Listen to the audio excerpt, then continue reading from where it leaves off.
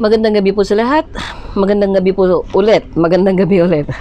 Sa lahat po ng mga loyalista, sa aking mga kapwa loyalista, magandang gabi po. At magandang gabi po sa lahat po ng aking mga kababayan at sa lahat po ng OFWs po saan man sulok po ng mundo. Napapalakas yung boses ko, may ano na pala akong lapel kaya hihinahan ko ng konti para hindi naman po kayo nabibingi mo sa aking boses. Kanina po nag-live po tayo kanina dahil po si FLM or Norman Antonio Mangusin sa personal na buhay ay inilipat na po sa BGMP po, mula po doon sa NBI, at kasama nga po niya rito yung kanyang pong abogado. At meron po tayong kukuhain po natin ang reaction po, yung isa po sa ex-girlfriend po ni Norman Antonio Mangusin, kung ano po yung masasabi po niya dahil nga po nailipat na po yung kanyang ex. Isa po, kung natatandaan po natin, isa po si Miss Sharon po ng Australia ang nag-file po ng case diyan po sa CIDG at saka sa NBI po. So kukunin po natin yung okay, may sagot na po yung ating mga kasama po doon sa Pilipinas. Tatlo daw po sila, plus yung attorney po, yung kasama po ni Norman. Okay, sandali lang ha. Natin muna. Kukuhanan muna natin ng pero sa lang, simpleng na lang. Kasi hindi pa rin ako nakakapagpaturo hanggang ngayon kung paano po pumasok sa sa Zoom.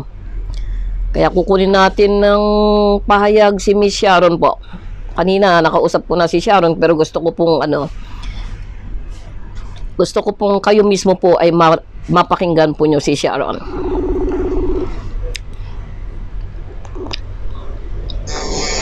Hi, Miss Sharon. Good evening again. Wow, you're so ready now. Yeah. As I told you before that I just want to get your reaction. Maybe give me 10 minutes, give the viewer 10 minutes or more, just to tell your side now. What do you feel? What do you feel? Naku, hindi naka-ano to. Sandali lang. I-ano ko ha. Lilipat ko yung aking lapel sa'yo.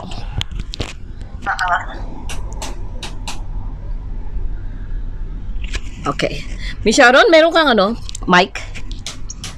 Hang on. Okay, dinig naman po sa inyo siguro. Papakita ko po si Miss Sharon sa inyo. So, kukuhain lang po natin yung kanila pong saloobin, kung ano po yung nararamdaman po nila doon sa pagkahuli po, doon sa paglipat po ni Norman Mangusin po sa BJMP. So, are you ready now, Miss Sharon? Hang on. Okay. Just put this. Okay.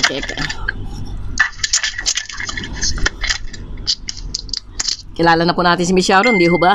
Minsan naimbitahan na po natin sa ating pong interview 3 days ago. Yeah. Miss Sharon, kindly greet the viewers.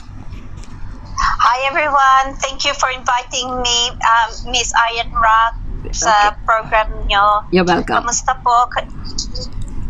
Yeah, Miss Sharon, as I told you earlier, before, that can you tell me what do you feel now that Norman is already transferred to BGMP? Is it do you feel excited or sad? What do you feel? Yeah. I feel a little bit of mixed emotion. Mm-hmm. I'm glad na my mother is beside me to help console me kasi when I heard na nakalipat na siya, I just felt a little bit sad and feeling na malungkot because I know that he would have had a few chances to change his ways or at least to better his life. He didn't have to always choose the life that he decided to. I think he was just too selfish to even think of the consequences of his action. So dinadamay niya yung mga ibang tao. Okay naman kung tutulong lang siya if he wants to just help the people of the Philippines, but in a good way, without having to violate the law, or to at least harass anyone or to victimize anyone. There are a lot of people that are helping in the charity work, in a lot of public services, in a lot of humanitarian work, voluntarily or otherwise, that they are doing good work. But they're not always in trouble. So I just feel a little bit I got a little bit teary, to be honest with you, because I remember the good times that Francis and I had. Yung laughter that we shared with each other, pero I know now this is also for the victory of all the people that he has victimized, especially the ones that have waited a long time for this time to happen. At least ako, I waited for 3 years. Yung mga iba, they've waited longer. They've waited longer than 10 years just for this moment to occur. So I would like to thank the CIDG and the NBI for their hard work sa mga kaso, at saka they're vigilant in what they do. Mahusay sila. So it allowed me to also be a little bit more braver, knowing that there are good people inside the offices of the government. Kasi si Francis, alam ko na para bang binilog niya ang mga isip namin before he victimized us. I know that he told me na may mga kilala siya ng mga mayor, mga NBI, mga police, even yung mga bodyguard niya are ex-policemen, so may mga connections siya sa high places. So when I was at a point na talagang I was going to complain, parang nagdadalawang isip din ako, because of course I was scared and I didn't know who to trust. So I can understand yung mga tao who are still waiting behind the wings, na they're scared of coming out. I want to encourage them to at least come out, tell your side of the story, at least to unburden yourself. Maybe there will be someone in the CIDG or the NBI that is willing to help you out and hold your hands and listen to your side of the story. Yeah. Miss Sharon, may I know the real reason why you came out? After 3 years of you did not talk within 3 years, so why this time you came out? I didn't vlog or anything like that in this way, kasi I'm not the type of person na I will air my dirty laundry in public. Not even, I'm not a vlogger. I know people who are bloggers, but I didn't really tell the side of the story. Part of me, yung mga family ko, it's only now that they're hearing my story. Kasi at the time na I was with him, I kept a lot of things private. Kasi I was also protecting them. I was protecting them sa lawsuit. Even at the time na after I finished ng 2017 yung relationship namin, we started to find out yung mga stories niya, including yung mga aliases niya na siya ay si Norman Mangasin, and my family kept saying na hindi siya si Francis Leo Marcos. I even defended them. I said, you have to be careful not to say anything derogatory towards him, kasi my birth certificate siya. So until it's proven na it's fake, yung mga birth certificate niya at saka yung mga document niya, huwag kayong magsalita ng hindi maganda sa kanya.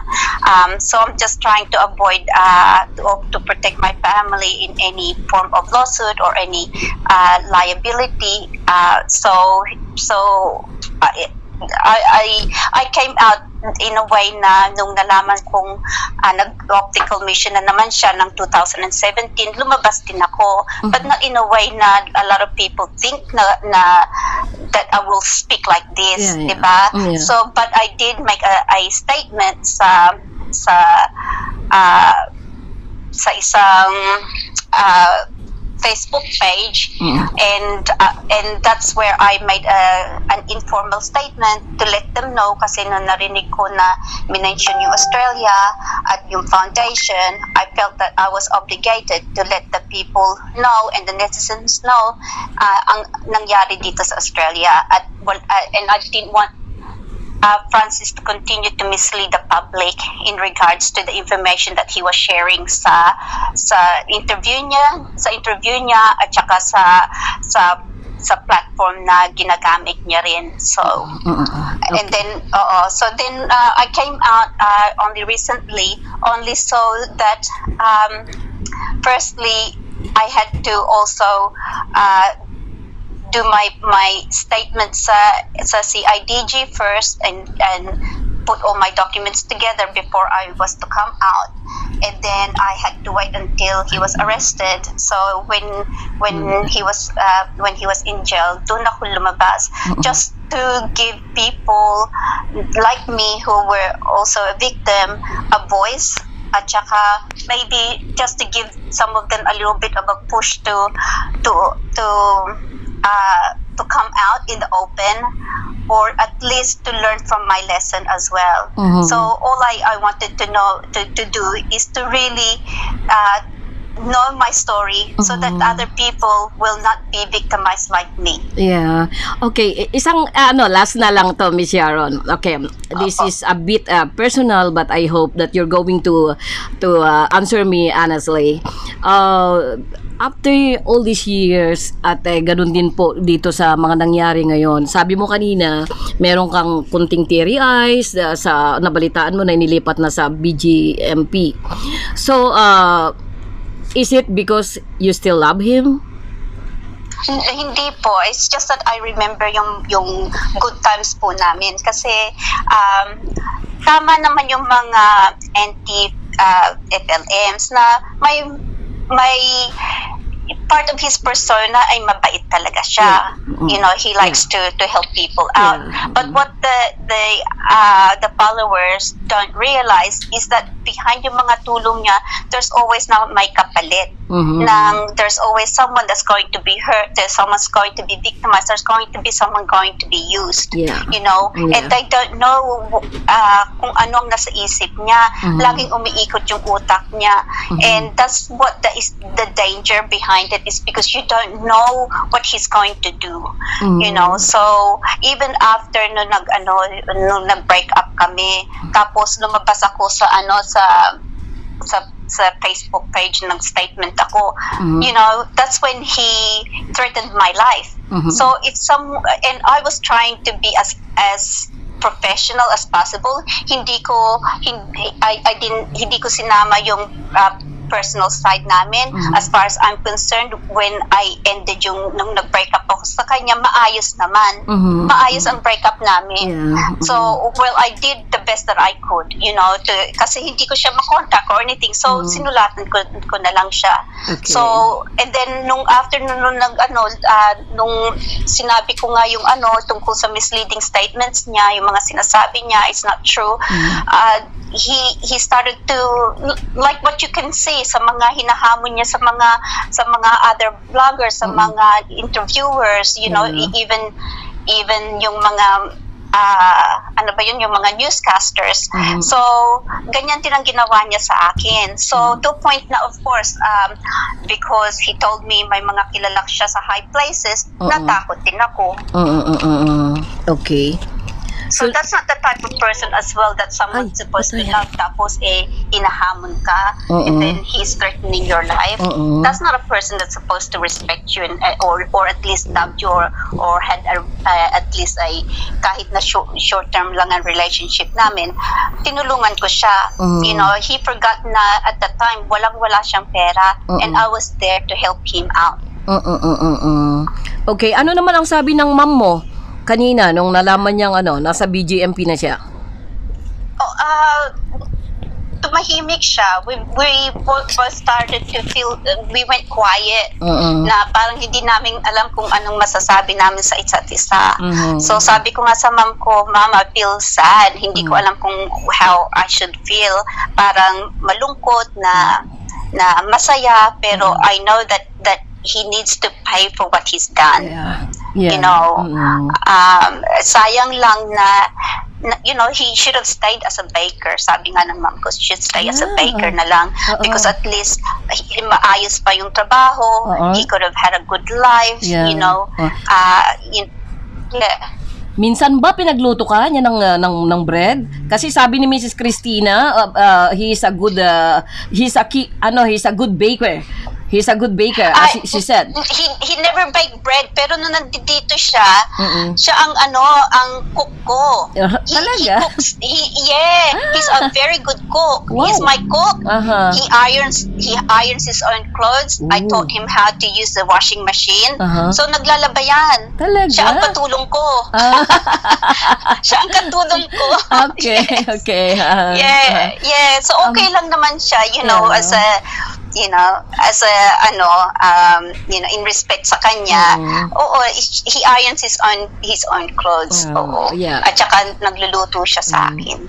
Ay, naniniwala naman ako, Miss Sharon, na side of negative side ng mga tao, meron din naman talagang ibang mga kabutihan, may mga kasi sa totoo lang matalino si Norman sa akin matalino si Norman.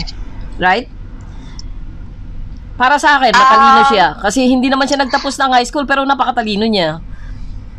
Anyone who is willing to learn will be educated through a lot of things, whether through life's experiences, through reading a lot of books, to listening to a lot of audios, observation.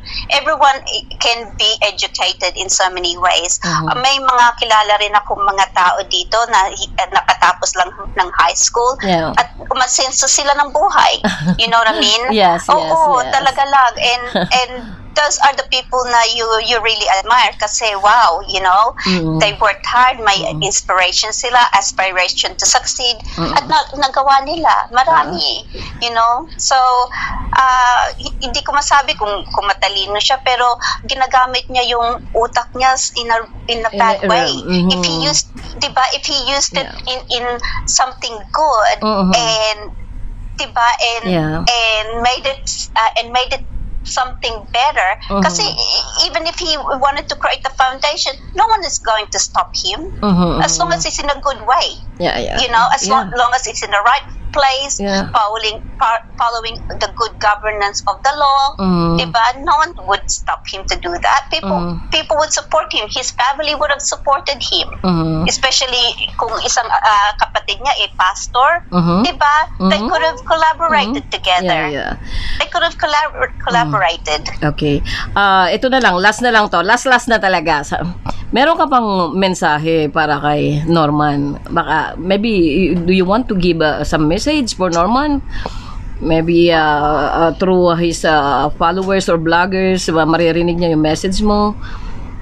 Meron ka? I guess to his followers, I guess. To his follower, not to Norman. To his follower.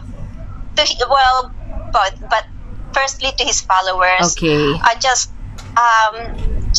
I hope that you will take a step back, have an open mind, look at all the bigger pictures of everything that's happened from the beginning to the end. Analyze ang mga nasasabi ng mga tao, hindi lang sila. I know that you're making money from vlogging and doing YouTube and everything like that, but surely when it comes to something like this, na hindi lang sana ang mga that you're accounting for yung mga followers at saka how many viewers you're going to get, but at least have the common decency to follow your own principles and to follow what is right. You know, and follow yung real instinct natin. You know, God gave us a way to learn how to forgive one another, to love one another. You know, and But forgiveness is not just one step, eh. Diba? Tama, right. We were taught now there's always to have a restitution, Yeah. tapos may redemption pa, you know, and then there's judgment before mercy, and then there's forgiveness, diba? Right. So, especially kung if it's not the first time or the second time na ginagawa niya ito, but it's all the time. Yeah. You know, it's all the time. Yung mga followers, they don't realize that this has been going on for so long now. How about the victims that it's happened to for a decade already, for over a decade, that is Exactly. waiting for their voice to be heard, diba? Yeah, exactly. You know, hindi lang ako. So, you know, I hope that sometimes, you know, don't chase yung mga I know na we all have to make a living somehow in some way, and I'm not stopping you guys from doing that, but at least, you know, you have to have some form of principle and know what is right and wrong. You know, sana lang na that you can maliwanag ang mga nakikita nyo, mga iniisip nyo, you know, you know, the victims are coming out. It's hard for us to actually be doing this, you know, because we're the one that is being vilified. You know, we've already been victimized by Francis. Okay, I'm sorry that I refer to him as Francis because that's how I recognize him as. But most people will know him as Norman Manglasin. You know, we've already been victimized by Francis. Tapos na may victimized pa rin kami ng mga followers niya. Parang, diba, like, parang hindi na pantay ang ang laban. Yeah, I understand. You know what I mean? I understand. You know, and sana lang that if you're going to say something, you know, you never asked me what side of my story. Yeah. Nag-assume lang kayo, you thinking that that's what I am or that's what I think, but you're wrong. You know, at least yung mga bloggers like si Doc Kelly Kellogg's of Real Talk Discussion That Matters, si Maui Becker of Maui Vega, ikaw po, si Iron Rock, at least I had the common decency to approach me, to ask my permission, you know. Pero yung kayo, wala. Ina-add nyo lang ang gusto nyong i-add. Ginugulo nyo ang mga tao. That doesn't need to be that way. You know, I hope that the law will be updated so that it will also add the fake news. Yeah. Kasi, diba? Because enough is enough. Kasi naguguluhan ng mga tao. They don't know what's right and yung real, what is real and what is not. It can be very dangerous outcome if you're constantly following someone that is not reporting the real news as it happens. Right. You know what I mean? You have a responsibility, even though you may not be classified as a reporter or newscast reporter. You're bloggers. This is your platform, and this is what you're going to do, is to create news. You know, at least make it true, make it real. You have that duty of care to all of your listeners, to all your followers, all your subscribers, all, you know, everything. And for Norman Manglasin, I want to say, Francis, I'm really sorry that you have found yourself in this situation. I'm really sorry that you didn't have the proper guidance to help you along the way through your hardship in your life. But I'm sure that you would have had some people that you have come across that have given you chances, you know. Sana kinuha mo na lang yan. I hope na, I wish na that you have used some form of common sense, you know, to know what is right. Kahit na mahirap ang trabaho, at least na sa maayos, it's in a legal way. You know, I hope that you will be well taken care of. Just choose the right people inside, and I'm really sorry. That I hope that one day, if I have the chance and I'm able to see you face to face, that I will see you and visit you in jail. If it's not your followers or your family or your friends, at least I owe, or you owe me some explanation. You know, you owe me some explanation, and I want it to come out from your mouth. Okay. Miss Sharon, don't forget to bring Colombo when you're gonna visit Francis, okay? Blue. Maybe this time pink. Oo nga eh. You know what? Nung nandito siya, like,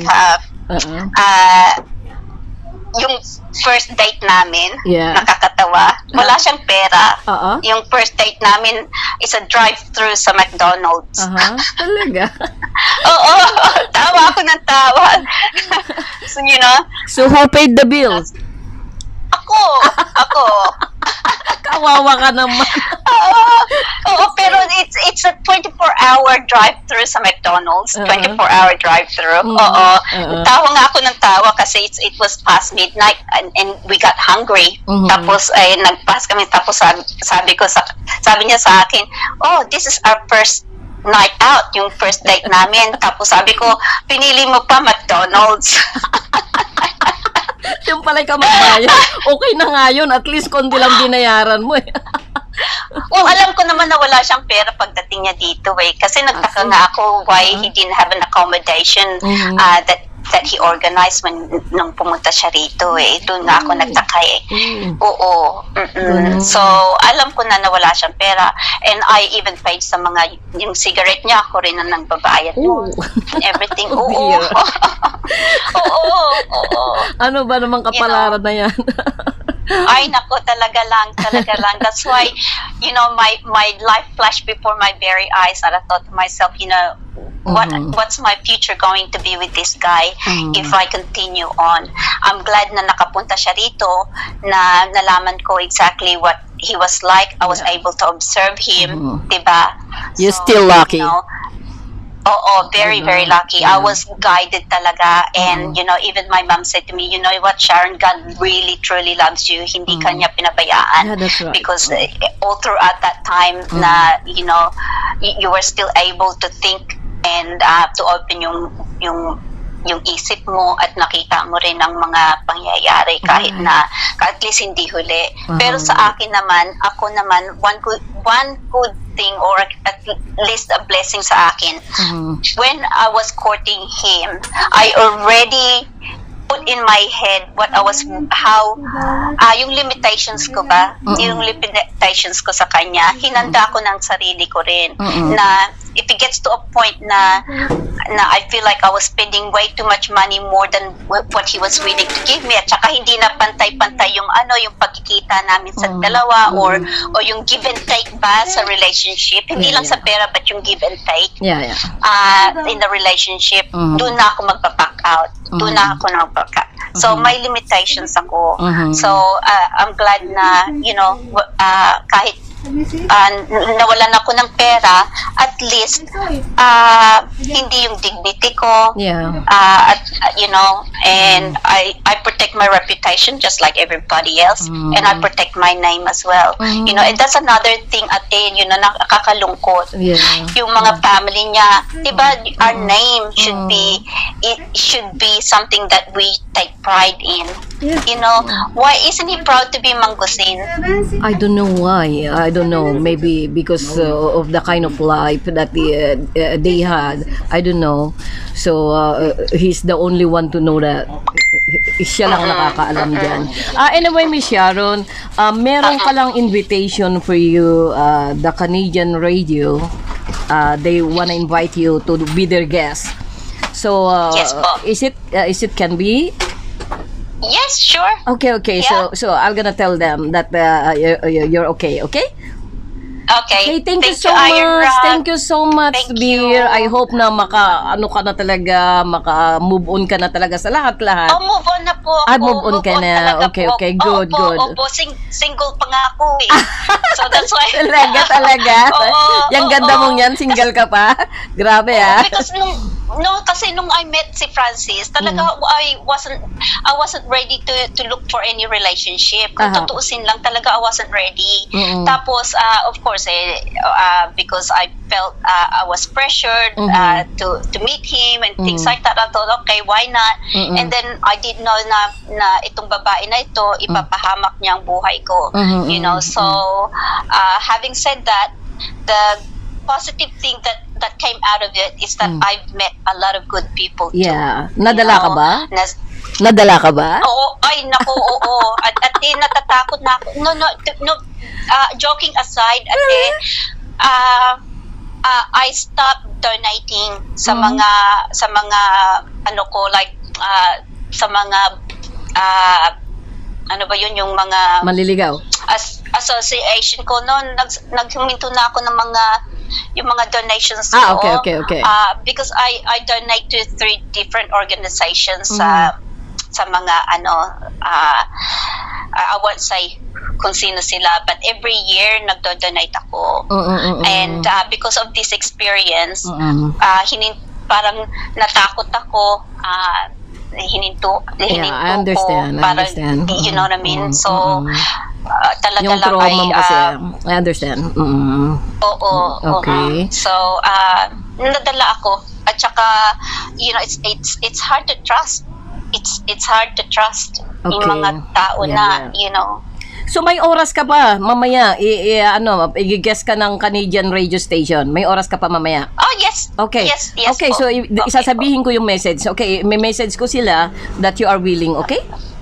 Opo. Thank you so much talaga, Miss Sharon. Thank you so much. Thank you, mga okay. viewers niyo po. Okay. Salamat. Bye-bye. Good God night. bless. Good Okay, night. bye-bye. God bless to you too. Bye-bye. Okay mga kaloyalista, katatapos lang po natin na nakuha po yung saloobin po ni Miss Sharon po, yung ex-girlfriend po ni Norman Antonio Mangusin po sa katauhan ni Francis Leo Marcos. Ngayon po, kuhain din po natin yung kung ano po yung saloobin po ng ng kanya pong ex-original wife na si Mrs. Christina Mangusin po. Ma'am Christina, napanood naman natin yung kanina news kanina na inilipat na sa BGMB yung ang iyong ex-husband. Ano ang saloobin mo para sa paglipat niya? Ano yung nararamdaman mo? Nakita mo ba yung picture na nakatalikod siya na may kasama niya yung abogado niya at nakadamit na siya ng para sa prison? Ano ang nararamdaman mo?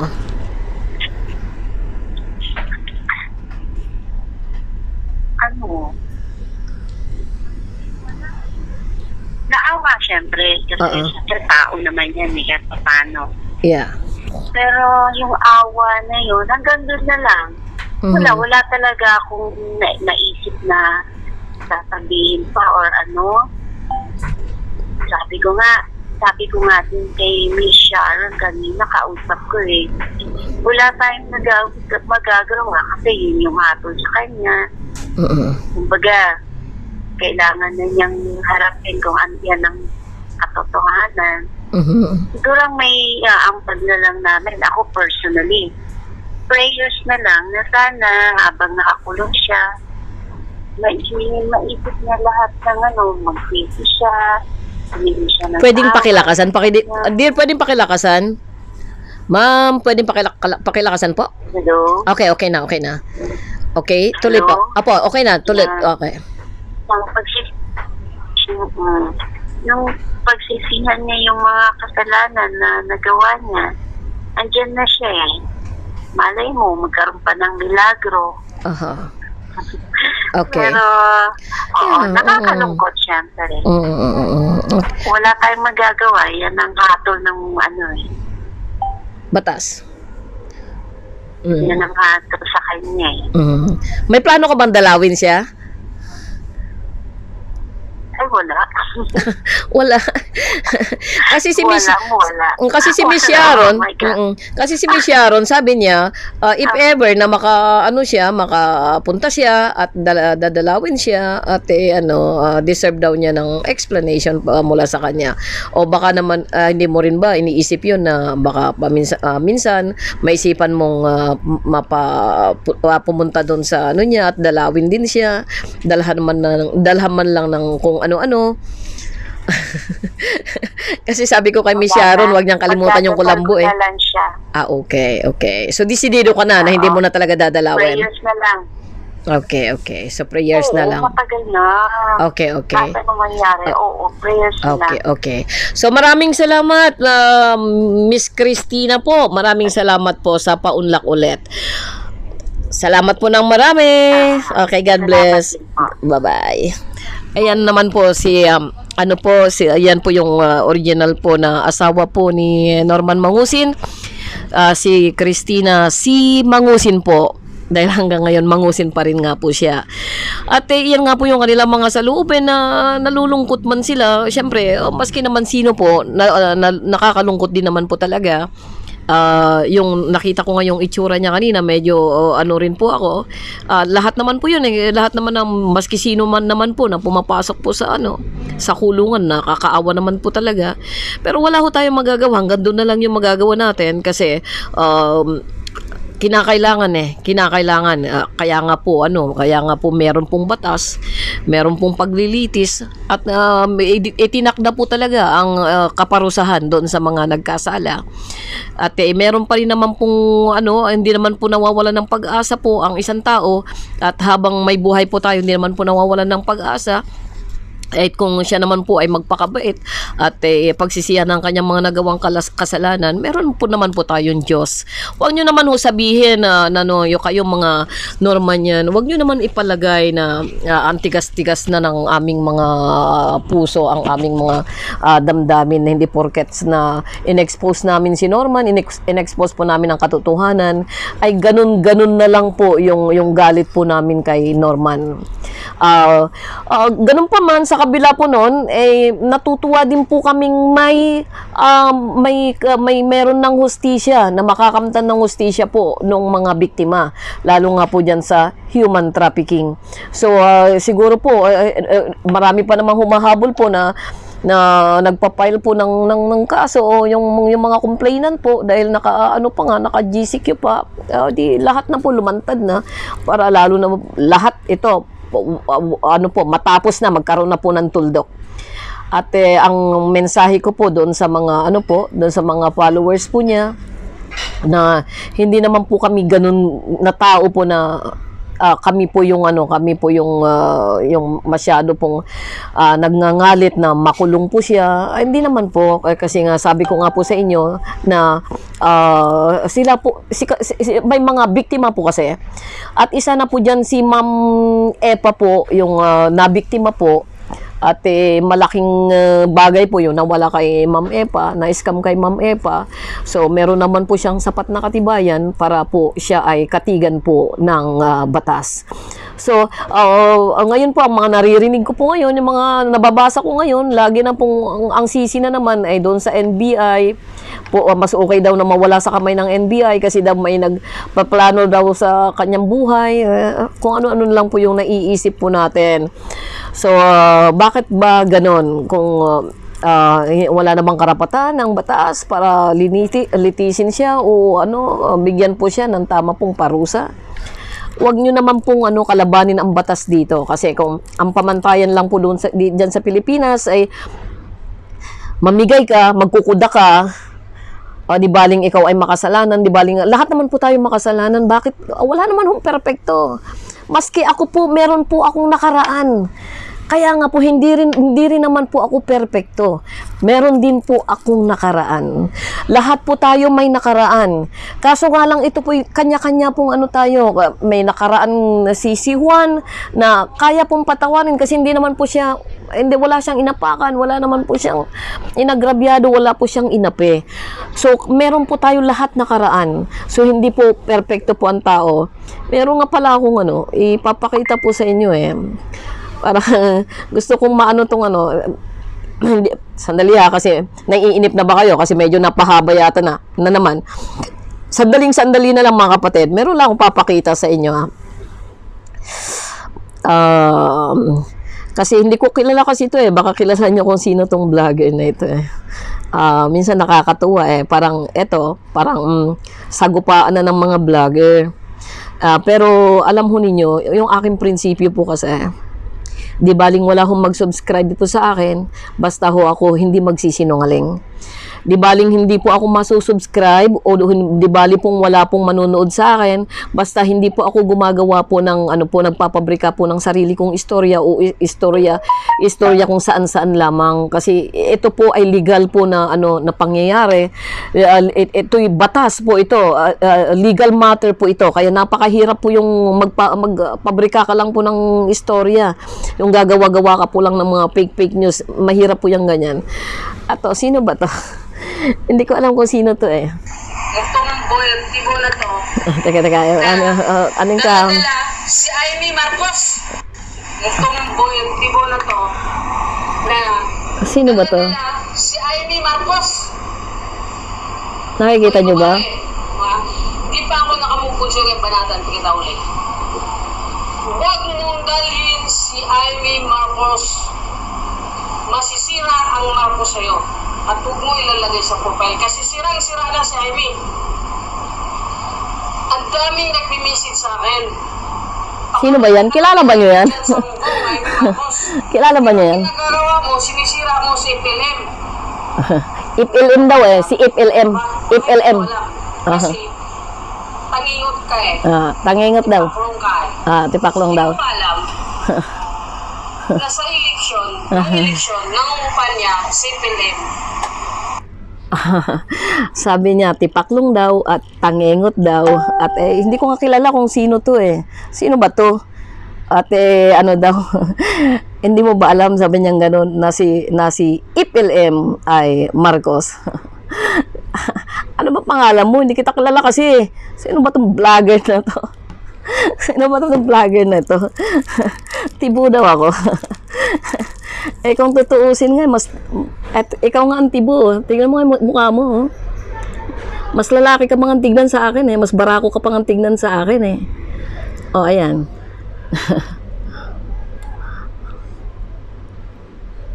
Nakakatuwa itong isang to Ayan. Chong, at saka kay Amy Marcos. Ayan. Si PLM ang gumawa ng malaking poster. Anong pakialam ko kung gumawa ng poster si IPLM mo? Wala namang hindi naman hinihingi ni Senator Amy Marcos na gawan ng poster. Ngayon, pinagmamalaki niya na si IPLM daw ang gumawa ng poster ni AGC at saka ni Amy Marcos. Ano naman ngayon, saka alam mo ba kung hindi namin kayang gawin yan? Kaya namin gawin yan. Wala naman nag-uutos diyan kay IPLM mo na gawan ng poster si Ma'am Amy. Wag nga kung ano-ano isinusumbat ninyo. Kayang gawin niya ng mga Marcoses at kayang gawin niya ng mga loyalista. Sino ba ito? hindi ko talaga ako mga dito sa kasi sabi niya itong tibo na to, sabi niya gano'n, mas lalaki ka pa sa akin tol. Mas barako ka pa sa akin. Kala mo kung sino ka magsalita, mas barako ka pa sa akin ikaw nga ang tibo Grabe talaga ito magsalita siguro crush mo ako Pasensya ka na hindi kasi ako pumapatol sa Mongoloy pasensya ka na. Maraming salamat mga kapatid, maraming salamat mga loyalista. Talagang wala nang matino ditong mga kasi nagbabatuhan na lang ng mga Kasi yung mga ano ninyo, alam ninyo, kaya ganyan kayo. Hindi kasi kayo nagsi-search, hindi kayo nag-iimbestiga. Kung ano lang yung napanood ninyo, kung ano lang yung nakita nyo dyan sa mga kapwa nyo vlogger, yun lang binibigyan nyo ng reaksyon. Hindi kayo nag-iimbestiga. Ngayon, kung para ano, mas maganda ganito.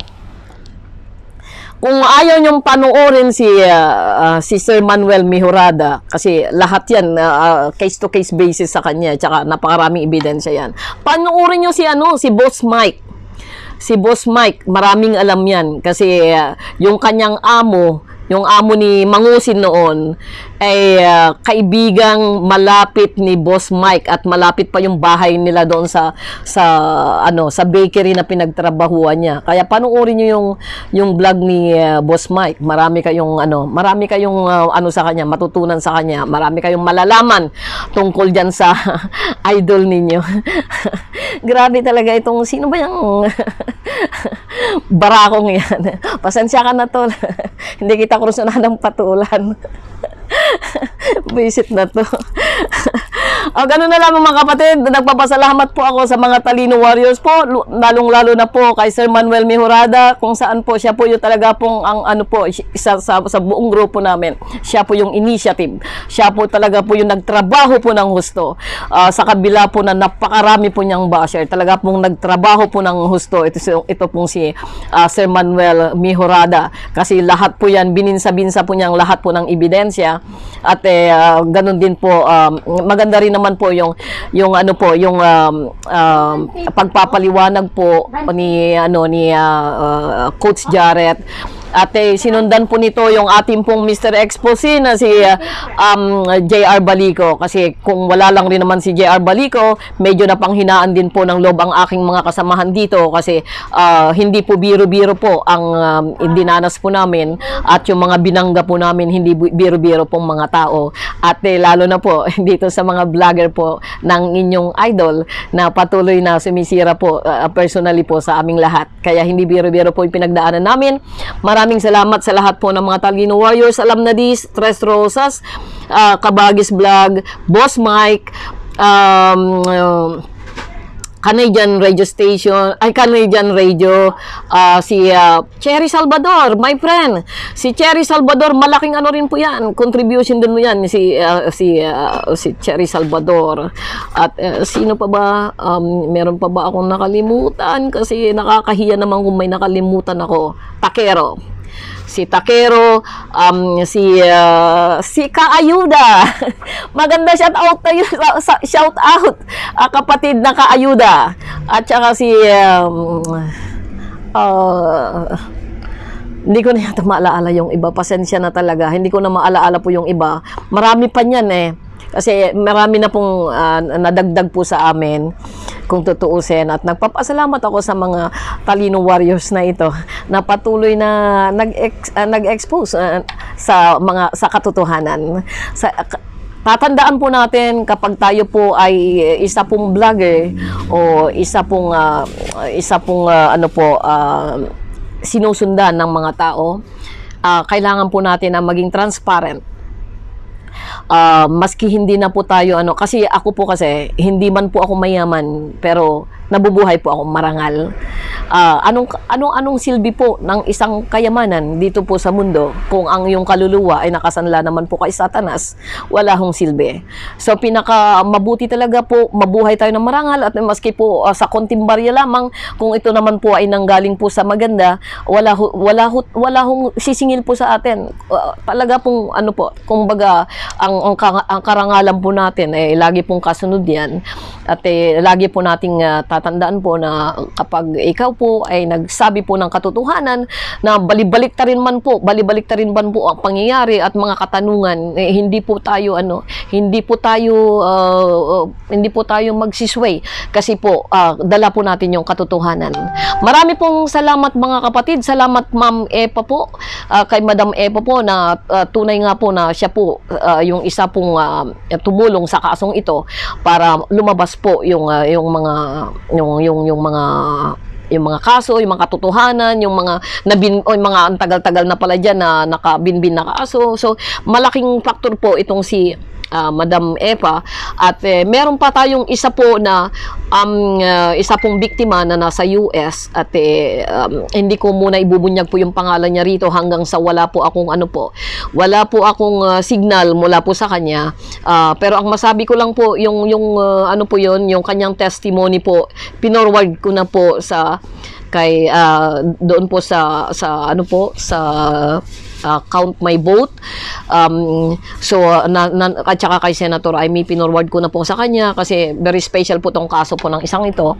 So ayaw po niya kasi mabulgar po siya kasi dumanas na po ito ng katakot-takot pong blackmail po. Threaten po talaga siya. So kung tutuusin, parang napaparanoid na po siya. Kunting kaluskos po, parang natatakot na po siya, parang kabado na po siya, ninenervyos na po siya. So itinatago ko muna po yon, at kung kailan po niya ako bigyan po ng signal na ilabas, pwede ko pong ilabas po yung audio na yon, yung interview ko po sa kanya. Marami pong salamat mga kapatid, at lalo na po sa lahat po ng mga nagsama-sama tumulong po para ma-expose po ang kaso po ni Norman Mangusin, sa mga sumubaybay po at tunay nga po na nag-antay at nag-abang at naliwanagan ng dahil po sa mga expose po namin. Marami pong salamat. At doon sa mga hindi naliliwanagan na hanggang ngayon po nabudol-budol ang kanilang mga isip, ay siguro po ang magagawa na lang po namin sa inyo, bahala na po ang Diyos. Bahala na po ang Diyos sa inyo, at nawa dumating yung time na maisip ninyo na mabuksan yung inyong isip na hindi pwede, kailangan pong ihiwalay po natin yung bigay o nagawa po niya kaysa doon po sa mga nagawa rin naman niyang kasalanan sa kanyang kapwa. At nawa matanggap po natin na sa Pilipinas ay umaandar pa rin po ang batas. So doon sa mga sa mga 1,000 o million na follower po niya, sorry po sa lahat-lahat, kasi po wala ho kaming magagawa kundi expose po ang katotohanan. At sabi ko nga po sa inyo, hindi po kami ang nagpakulong sa inyong idol, kundi po yung mga complainant. God bless po, at magandang gabi po sa lahat-lahat. Ayon Rock po mulit ang boses po ng mga loyalista dito lamang po sa Hong Kong.